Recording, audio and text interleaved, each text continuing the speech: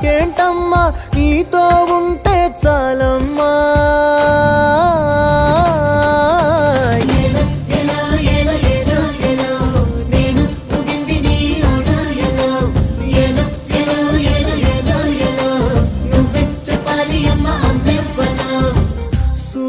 సువాలమ్మా ఎట్ట చెప్పేదమ్మా నువ్వే గీసిందమ్మా